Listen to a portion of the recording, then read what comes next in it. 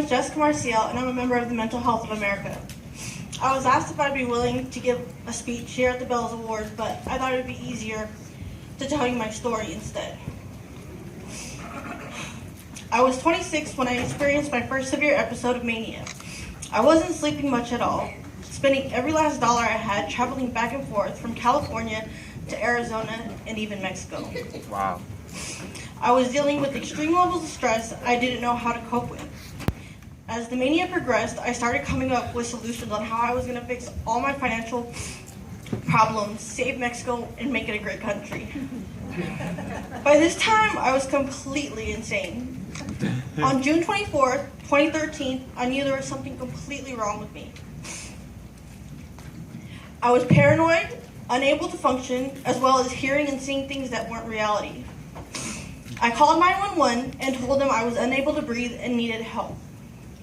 Paramedics arrived at my apartments, and during my episode, I began running away from the paramedics and unknowingly hit one of them in the face with a pair of keys. I was arrested for assault with a deadly weapon. While incarcerated, I was still completely manic, living in a world that felt so real to me. I needed help. Finally, after breaking 2 jail cell windows, the cops sent me to the Twin Towers facility, where I was admitted to the hospital and diagnosed with being bipolar. When I finally started stabilizing and coming back to the real world, it was somewhere around July 6th, because I remember looking at the calendar and having a fit that I missed the 4th of July. It still took a few days to realize where I was and that I wasn't going to be able to go home now that I was feeling better. My recovery has been a roller coaster in itself, coming to terms with having a mental illness, learning how to cope with my emotions, mood swings, having to take medication on a daily basis, etc. I was incarcerated for 5 months before I was released to a mental facility in LA for 6 months that was supposed to help me learn and deal with my mental illness. It did neither for me. I am thankful, however, they were able to refer me and got me in with Mental Health of America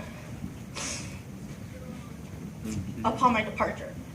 Mental Health of America has been the most beneficial, besides my mother and her unconditional love to my recovery.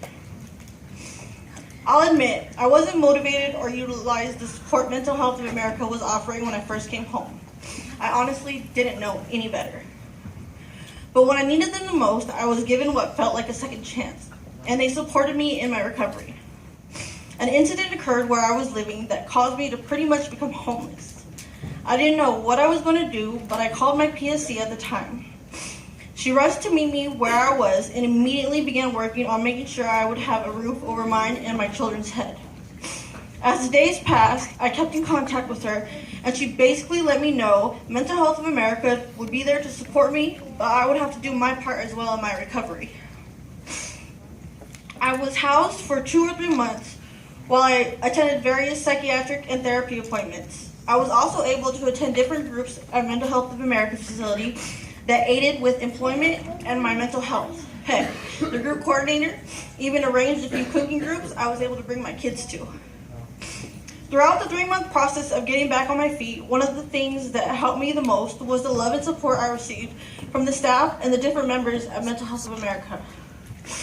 After a while of being housed, I felt it was time for me to continue with my recovery and becoming independent and getting my life back on track. I applied for a loan through Mental Health of America that would cover my first month's rent and deposit for a room I came across. I was approved. And on June 28th of this year, I was able to pack my belongings and move into my new room.